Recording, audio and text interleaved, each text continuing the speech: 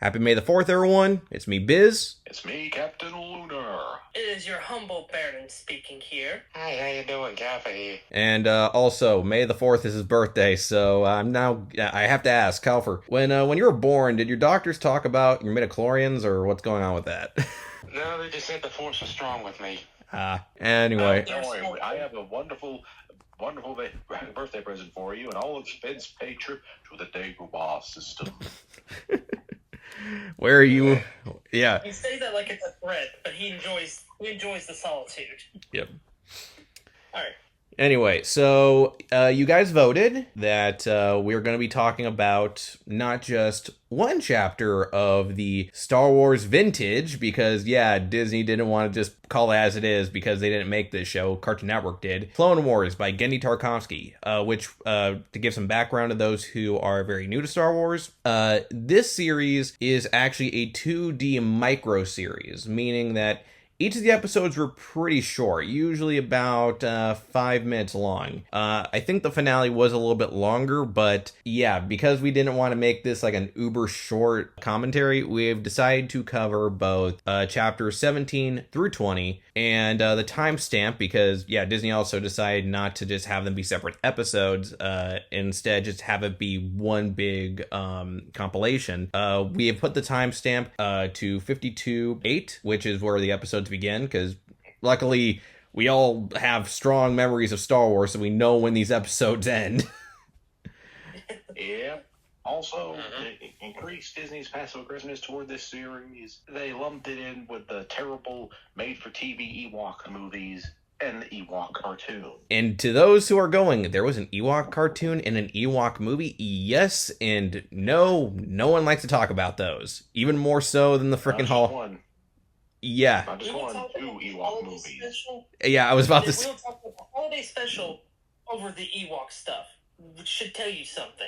Yeah. As the wise Peter Griffin Han Solo once said, I find it up to here with Ewoks. Honestly, when I think of that, I think of the Animaniacs bit where the head goes, "Another Star Wars? You'll never work here again, Lucas." And this lady goes, "Aw, no more Ewoks." No, this stuff though. This was a wild series, especially with the fact that Genndy was apparently not given a whole lot of stuff really to work with, in a sense. Yeah. So he had to go with a lot of interpretations and stuff like that. Yeah. And this was meant to be a prequel, to the upcoming episode 3 that this was all leading up to.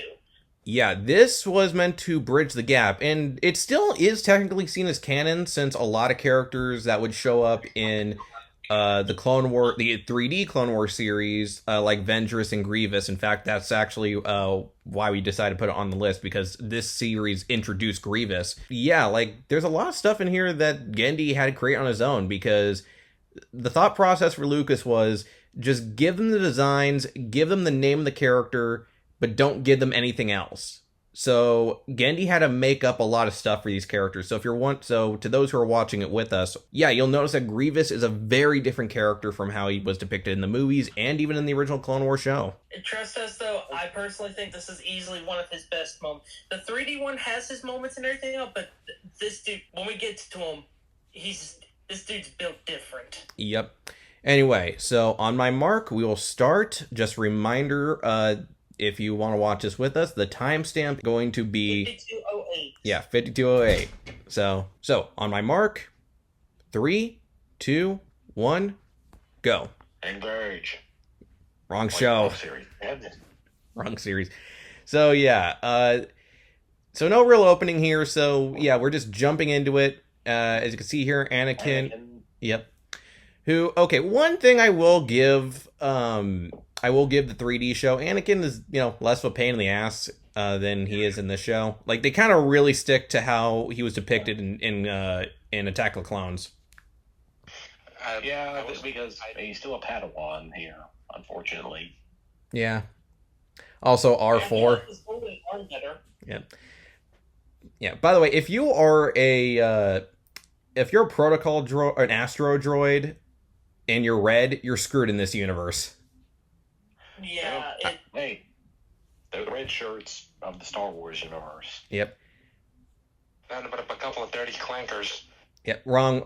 Yeah. Hey, whoa, hold on now. Come on, man. You can Language. use that word. That's their word. Yep. It's clanker. Yeah. You can't. Well, it's kind of weird, like, with hearing these stormtroopers not voiced by number 4. Right? And Not You hearing probably Wolverine do. coming out of some of them is kind of wild. Yeah. But I like how this all feels like an actual military operation. Like they were able to feel like that in the 3D series at times, though. But this feels like they're actually soldiers, or in a sense, how they originally were meant to be, just faceless troopers. Yeah. Yeah, but yeah, I love Trees. Under the art style trees. for the whole thing. Yep. Yeah. And it's funny enough. That was just personal, where he was just banged up against the tree. That was just personal. oh yeah, Ventress. Yeah, because again, this is like, unlike Grievous, where like, okay, they change up Grievous a lot for the movies and the 3D show. Ventress didn't change that much. They. No. Okay. You can't tell me that looked like decapitation. Oh yeah. Oh, actually, it so was. Which Yep. also, can we agree here with some slight editing? This could easily be like, what if the Predator was hunting clone troopers? Yeah. Oh, absolutely. Oh, yeah. Well, hey, look, there's a lot of aliens that, apparently people like to sneak into these Star Wars projects. I mean, E.T. is canon to Star Wars, apparently. That's Yeah, crazy. so shock. Yeah. E.T. phone Coruscant. Oh, Jesus. Yeah. Like, and you see, like, in the detail, too. Like, seriously, Gendy knows, like, the best details to it. Without it being overly gory, you know how messed up that is. And yeah, Exactly. and see R4, just, again, if you're an Astro Droid and you're red, you're screwed. Also, that effect with the force pushing the fire, that was just gold. Yeah, and showing, like, just the white dots on her eyes is showing that, yeah, she's she's more of a predator. She's not just like, oh, I'm just like this evil Sith assassin. Also, one thing, they really shortened her neck in the CGI show. Yeah. Oh, Jesus. Yeah, like, she looks like one of those, the weird people from the third movie that Grievous was attacking. Darl Poof. The No ones. Yeah. Honestly, I thought when I first saw this show, because mind you, when this character first showed up, we didn't really have any other examples of her species. I actually thought that she was like some form of version of the of why am I forgetting the name of this damn species? Damn it. Whatever, I'll come back to me later. Anyway, Anakin getting his ass kicked. Yeah, because though he's very quick to try and take control now, because while he is a Padawan, she's still basically just fresh from training. Yep. And again, you could see the ego trip to herself. And again, you could see the focus that he's having here. Like the way he disarmed her is actually pretty smooth. Yep. Yep. Okay, that was a dirty trick. Yep. Well, it's Anakin of the jungle, strong as he can be. Oh. Also. Watch out for that Sith. Yep. Also, again, we talked about this before we start the commentary, but this show really does play with the Force a little bit more. Like again, besides the tree branch, even though that's a small moment. Again, that's more to how like we see in the movies where they usually just focus on like pushing them or throwing crap at them. Like she actually uses the Force to trap her enemies, which is pretty clever. And yeah. It's kind of like one thing I kind of didn't like about the prequel series that much, like the prequels, because they focused a lot more on just using the Force in big showy ways, and it kind of lost the mysticism to it, that kind of mystique to it, like little bits like that. Yeah. And like what I like too about the design here and all too is, while it's not point for point and all, you could almost see her sabers as an extension of Dooku as well, since they're kind of curved like his dual saber is. Yeah. Also, she's a mysterious assassin that technically is wielding two sabers, and she's bald. Honestly, argue Ventress was kind of designed to pretty much be Anakin's Darth Maul. Well, keep in mind she's also from Dathomir. I know. I'm saying. That's track. Yeah. And then later on, she takes Maul's brother as a puppet. I'm not gonna say apprentice because, yeah, let's face it, Savage was never really an apprentice. Like, he was sort of the apprentice to Maul when he joined forces with him, but that lasted for like what, a few weeks. Oh, also, the sabers smoke with the rain. Yeah, that's another thing. Yeah, that's another thing. Like, the show does a great job of showing like the environments interacting with the characters. Hell, earlier on in this volume, I guess, not series anymore, we see Kit Fisto fighting underwater, and he's using his lightsaber, and it's like flaring up because like the water is burning around the saber. Mm-hmm.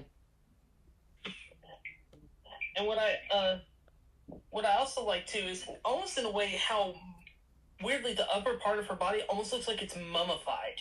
So she kind of also has this undead vibe to her too. Yeah. Very fitting for a Sith. Yeah. Very indeed. And again, fitting. Maybe a little bit symbolic of how he's going to end up. Yep, and also kind of fitting when it comes to the jagged saber. Kind of look pretty cool. Look like a thunderbolt a little bit.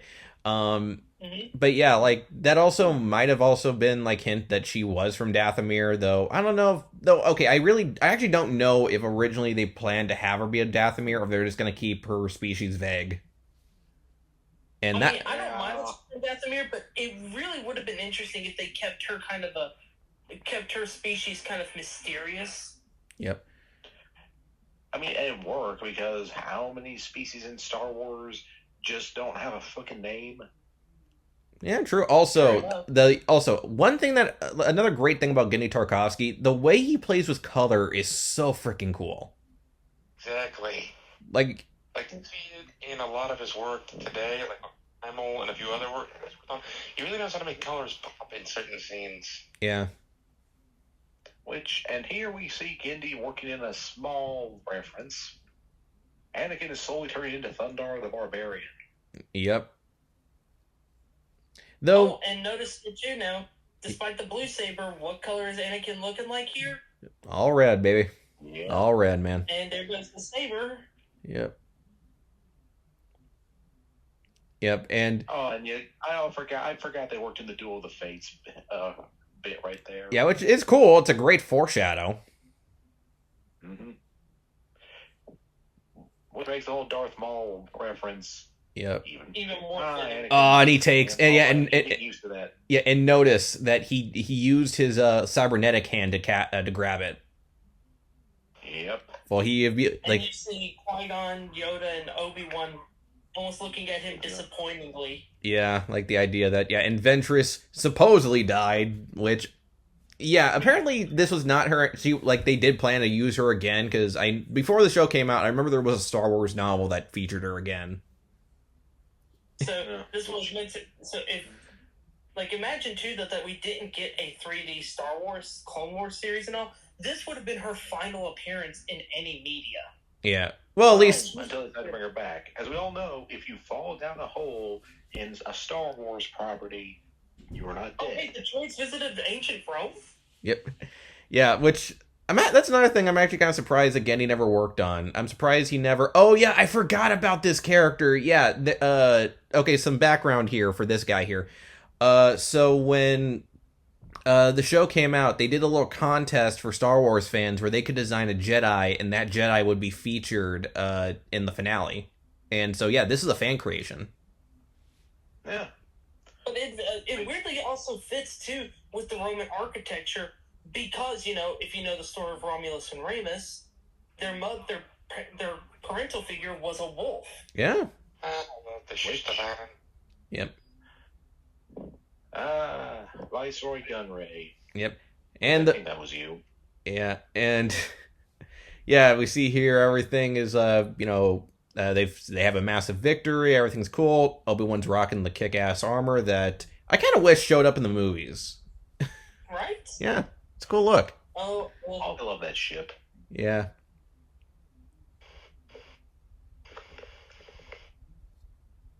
Anakin's is that Commander Fox by him? Because if so, stab him, Obi-Wan. Stab him right away. Do it. do it. Yeah. Also, I love the fact that when Anakin was flying a moment ago, he was like doing flips and stuff. He was showing off. He didn't have to do that. Yeah, he was like, He wanted to do that. he was like, look, this is a sick ass ship. I want to do some cool stuff with it. But yeah, he apologizes and stuff because I guess to show that okay, he's gonna be like, he's trying to be more understandable. That yeah, I jumped into this and nearly got killed. Yeah. Oh. Uh-oh. Oh, yeah, and here we go. This is now we get to the chapter that we were originally going to cover alone, but decided to do it together. And okay, we don't get good detail on this dude, but the fact that he looks so innocent looking makes us even sadder. It looks like Casper the Friendly Jedi. Yeah, and I love that little moment. You get a little glimpse of it. Yep. There he is. Yeah, there's our boy. And notice too for this battle, super battle droids right out the window. Like this already tells you this is not a dude that fucks around with his prey and all. He's here to kill and get it done right away. Yeah. Well, I mean, he does play with his enemies, but yeah, this scene here is just like right here. He's like, nope. Now it's my turn. Yep. And yeah, again, when it came to this version of Grievous, when they first were introduced to him, yeah, there was no plan for him, so Genndy decided to make him more like, essentially like a unholy fusion of a xenomorph and a horror movie slasher. And which, weirdly enough, also fits with the idea that he's technically hi, Kiadi Mundi, and bastard. Yeah. But also it kind of fits the idea that Grievous was supposed to be like a precursor to Vader. Yep. More machine than man. Yeah. Oh, there's Ola Secura, there's Shock T. Yep. Where did Shaggy get in on this? Yeah, that's his actual canon name, Shaggy. Yeah, and also like, it's always weird. I feel so bad for Shock T because every time she shows up in a story after the Clone Wars, they find different ways to kill her off. It's like Unleashed. And I like how eerie Grievous sounds in this too and all. I mean, he's not the coughing, sputtering idiot that he is in some of the later stuff and all. He sounds cold. Yep. I mean, sadistic. Yeah, hell, for volume 2 of the show, they actually had to make up a reason for his coughing. So they actually had to add the whole, like, Windu, like, crushed his chest for a second. Yeah, which it fits Windu's character, don't get me wrong, but what's creepier too right now is he just walks. You don't see him fully yet or anything else, but he's just walking, and yet they're all on edge. Yeah, and mind you, Beam should be playing when he walks. Yeah, and mind you, when to those who don't who are not familiar with Star Wars, he's not a Force user. And yet they're just that badass of a cyborg. Yeah. Like, essentially, Ventress and Grievous were, like, the culmination of what Palpatine was looking for in Vader. Like, a cybernetic assassin who was strong with the Force. And while Ventress got the strong side of the Force, she wasn't the loyal cyborg he needed. Yeah. Like, zoinks, I'm out of here, man. Yep. Yeah. Which is where he comes in. Yeah, and again, he didn't even, like slice him with the lightsaber. He stomped on him. Like if this show was allowed to show gore or anything, I guarantee you Shaggy's brains would be splattered on the floor. Yeah, like Grievous's limbs should be bloody as all hell. I also wish they kept the all white design, by the way. I think that was just cooler. Oh, and look at this. He's hanging upside down like a bat watching its prey. Yeah. And mind you, he killed a Padawan. That's easy enough and all. There's like 2 or 3 Master Jedi here, and he's holding his own. Yeah. There's 3 Masters and possibly just a Knight with the Shaggy guy. Not Shaggy, but like the fuzzy one. Yep. Yeah. So and it's the way he fights too. It's so aggressive. I actually think it's more aggressive than even Darth Vader stuff. Yep.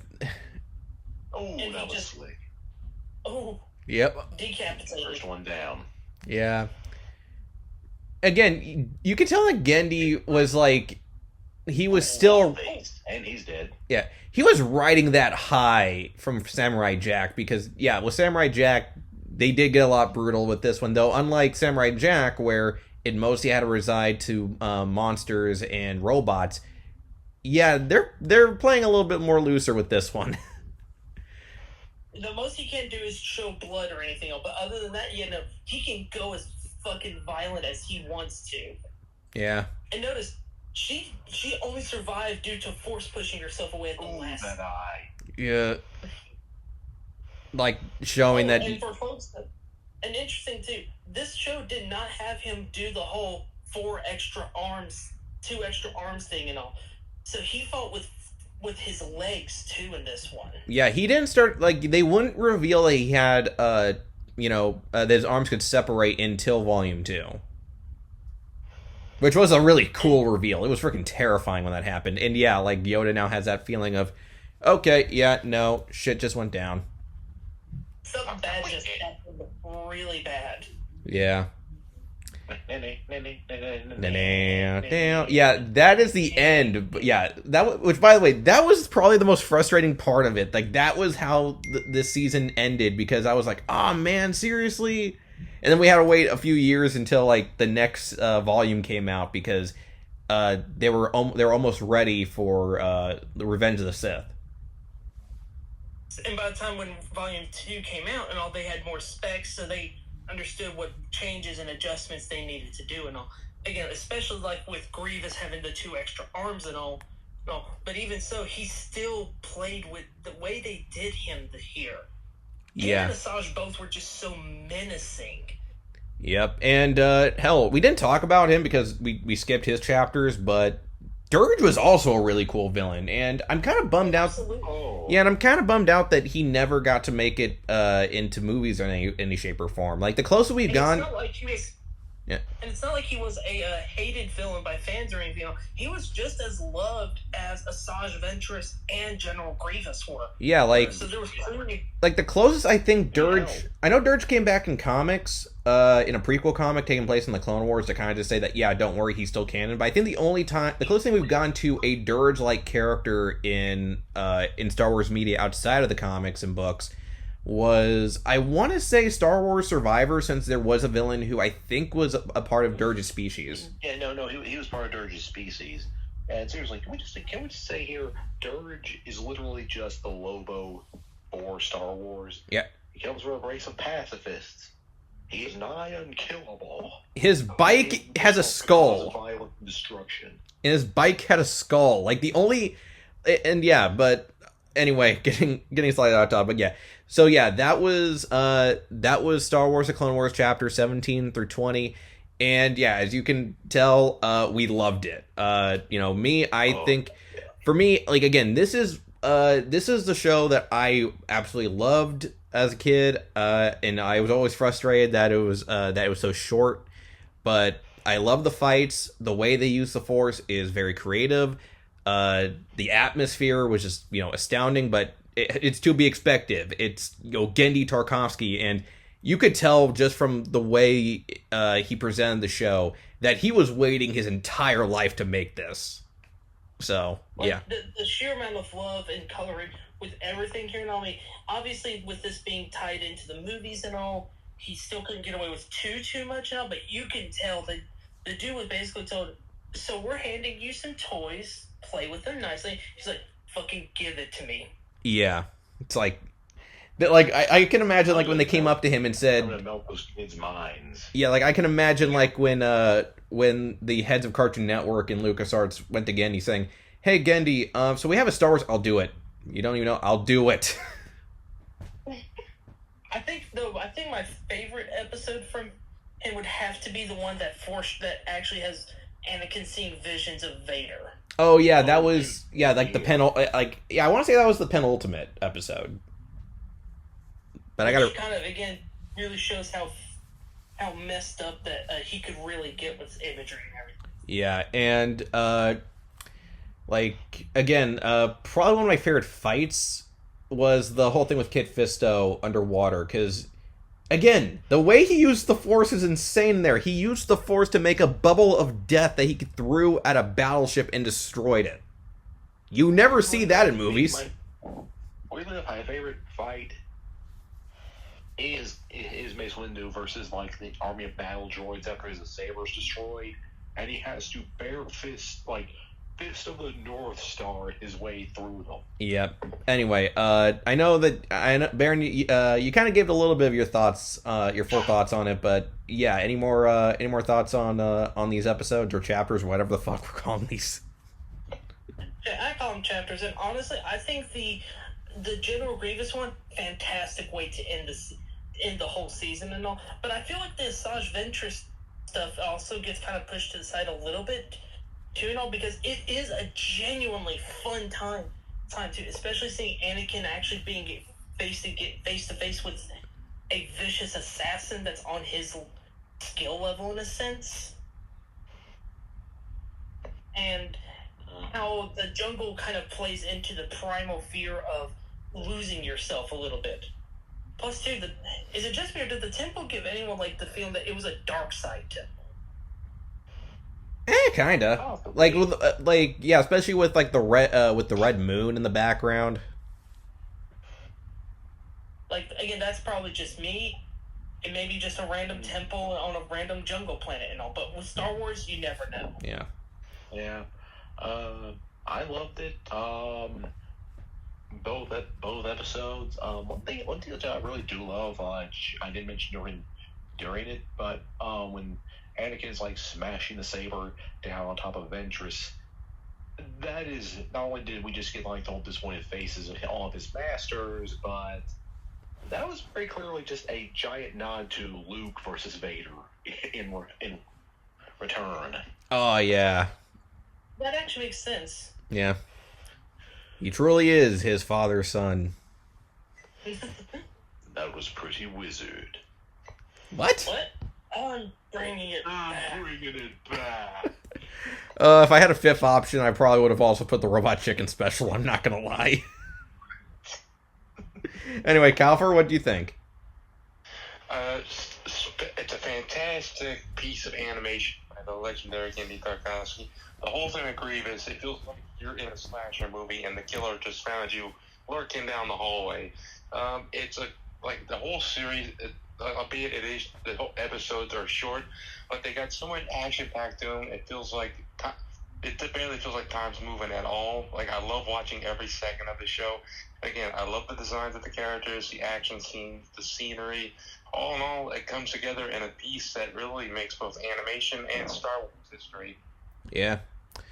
Anyway, so yeah, that'll be wrapping it up. I guess if I could say anything else, I would say, yeah, definitely check the series out. And if you also want to see another Star Wars series, or at least another Star Wars story that has like a slasher vibe to it, may I recommend The Rise of Darth Vader. It was actually one of the first Star Wars books I listened to as an audiobook as a kid, and it fucking kicks ass. I mean, it's about Vader. How can it not work Yeah. like that? Yeah, to those, I'll just say this. It's a story of Vader's first real kill as Vader. Not Anakin going by the name Vader. I mean just him as Vader. Yeah, it's not canon anymore, but it's still fucking cool. Anyway, I'm Biz. I'm your humble Baron. I am Captain Lunar. I'm Calvert. May the Force be with you, and also, happy birthday, Calver. Later.